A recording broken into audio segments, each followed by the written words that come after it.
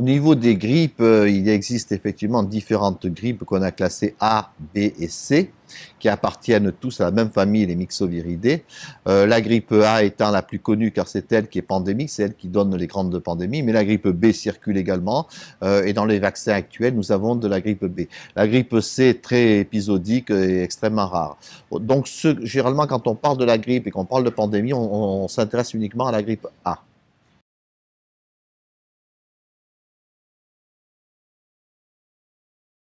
Une grippe saisonnière est le résultat au départ d'une grippe endémique, c'est-à-dire qu'un virus devient pandémique, il est nouveau, il va toucher près de 50% de la population lorsqu'il se répand, comme ça a été le cas en 1957 ou en 1968. Puis les années suivantes, le virus doit évoluer parce qu'une grosse partie de la population étant protégée, il ne pourrait plus infecter ces personnes-là. Et pour se maintenir, il va devoir évoluer, si bien que chaque année, on a une dérive antigénique de ce virus. Et chaque année, au lieu d'avoir 40 ou 50% de la population touchée, il n'y aura plus que 10 ou 15%, grâce à cette évolution génétique. Donc on a la grippe au départ qui est pandémique, par définition, due à un virus nouveau. Ce virus s'adapte à l'espèce humaine parfaitement. Il va infecter massivement les populations, puis il va dériver pour se maintenir d'une année à l'autre.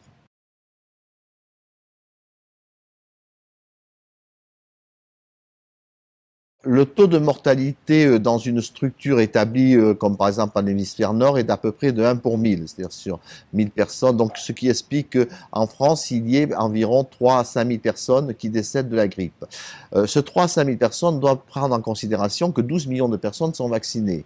Et on vaccine en particulier les personnes les plus fragilisées ou les personnes âgées. Donc, si on ne vaccinait pas, qu'on aurait vraiment la réalité de ce qu'est la grippe, on peut estimer à 15-20 000 personnes le nombre de décès par an dus directement à la grippe.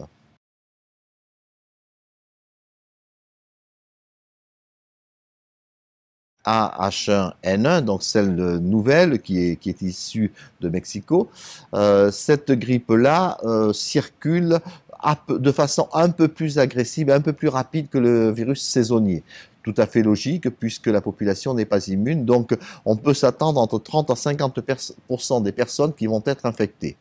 Alors au niveau de la virulence, ce virus n'est pas vraiment beaucoup plus virulent, bien qu'on ait des informations assez contradictoires. Ce qu'on s'est aperçu, c'est que les personnes âgées de plus de 60 ans, environ 50-60 ans, semblent avoir été protégées parce qu'ils ont pu être en contact avec un virus qui doit circuler dans les années 50. Donc il est fort possible que dans les personnes plus âgées, je ne dis pas les personnes très âgées qui ont des pathologies associées, mais dans les personnes en bonne santé relativement âgées, il est possible que l'incidence de la maladie soit beaucoup plus faible. Par contre, chez les jeunes, l'incidence sera la même, mais on constate que le virus a une certaine virulence, en particulier chez les sujets qui présentent des pathologies associées, asthme, troubles respiratoires. C'est donc cette population cible qui semble le plus touchée à l'heure actuelle.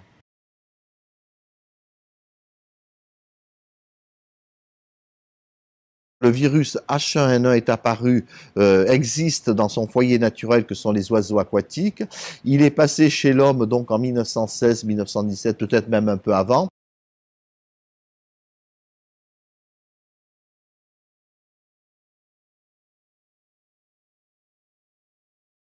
Il a évolué, il est devenu extrêmement virulent, puis il s'est calmé et il a circulé jusqu'en 1957. Puis il est réapparu en 1977. Et de nos jours, ce virus de 1977 continue à circuler, c'est ce qu'on appelle le virus A-H1N1 saisonnier, mais dans le même temps, un autre virus, toujours de base H1N1 qui vient d'oiseaux, etc., a évolué. Il a évolué par des processus assez compliqués de réassortiment de gènes entre des virus aviaires, des virus humains, et on a ce qu'on appelle aujourd'hui un virus qu'on appelle triple réassortant, qui est apparu pour la première fois en 1998 en Amérique du Nord et qui a continué à évoluer pour donner ce fameux virus de nos jours.